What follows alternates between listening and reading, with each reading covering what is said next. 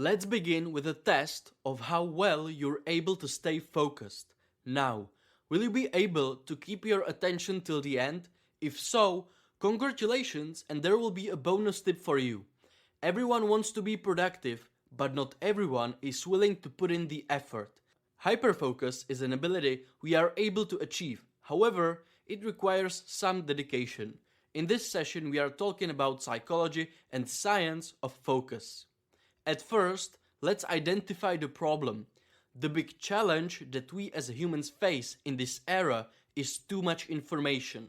It's a blessing, but also a curse. You can access all of the knowledge of our humankind at the end of your fingers just by opening up the internet. The good thing is, you can search for anything you want.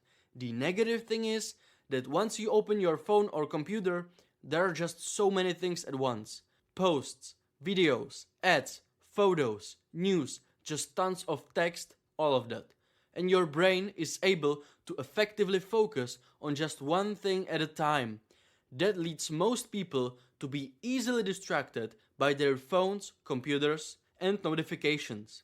It's just a constant stimulation of your brain, and no wonder your overstimulated brain is not able to focus clearly. Think of it like this. Your brain is like an orchestra. When you listen to the orchestra, you don't just listen to one instrument, but to the whole harmony of all instruments, and there's beautiful music coming out. That includes synchrony and coordination of all different pieces. That's how the brain works as well. As the first step to gaining the power to be hyper-focused, you need to simplify the information that you are exposing yourself to. Now, you can be in full control of how much information you will pay attention to. As an example, let's see your home screen on your phone or computer. Do you have a messy home screen full of apps you don't even use or you don't use daily? What about notifications? Do you have them turned on every app you have? Reconsider if that is necessary.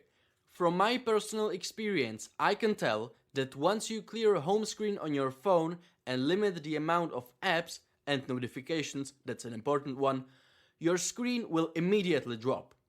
And you will find yourself opening up your phone just to discover there is nothing new. It looks the same way when you put it down before. There's no dopamine for you. This way you can protect your brain from constant stimulation. The same principle applies to your environment, your room or workspace. In a nutshell, messy environment is a big stimulant for your brain. It's proven by science that a clean environment and simplified information are much less stimulating to your brain, which means your ability to focus will increase, and not only that, your memory will improve. Why memory? Because there will be more space available for the information you want to consume. Second step is relax. To be focused and engaged, you need some arousal and effort, but if you put too much effort when you are at your peak performance or you are over-aroused, your focus will drop.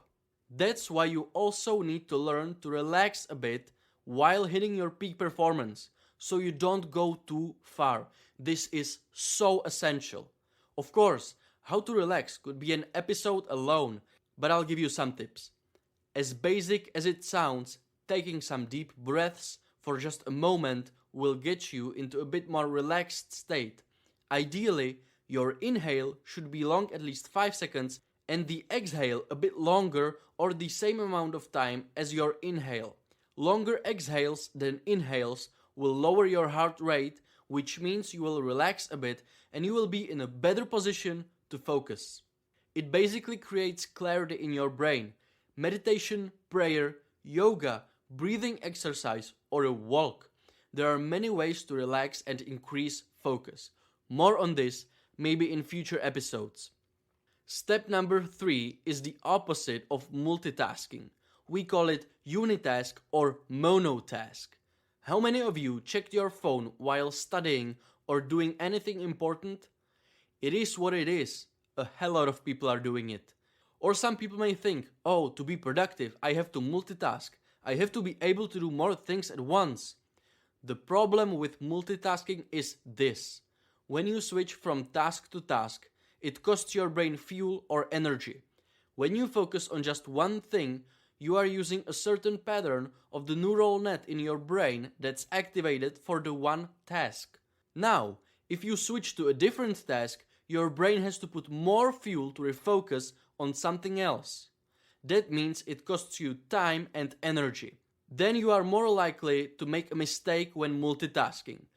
We know that surgeons that try to multitask during surgery are going to make more errors. Or if somebody tries to text while driving, which you should not even try, of course, that individual is more likely to have an accident. To put it simply, we do not cognitively switch easy. It's okay to check your phone, but try to do it, let's say, after 90 minutes of work or after anything that requires solid attention. The bonus tip in the end is actually a tool. Let's say you want to read a book for 30 minutes. You have an internal motivation to read that book. You just want to read for at least 30 minutes. We all know that there's a chance you might put the book down before the 30 minutes are up. But if you will use also an external tool like a timer and you'll say, hey, I'm going to be focused for 30 minutes straight, plus you set a timer aside as an external trigger, you are more likely to stay focused and do the deep work or reading in this case.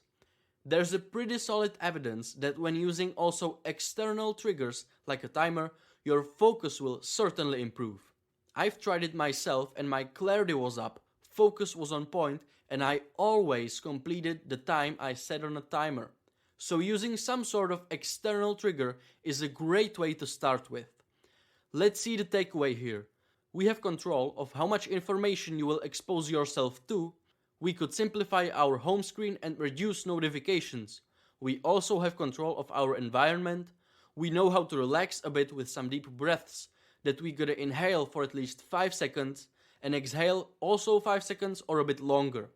Then we will focus on just one thing at a time and don't switch between tasks if not necessary. And lastly, we can use external tool to keep us engaged, for example a timer as we mentioned before.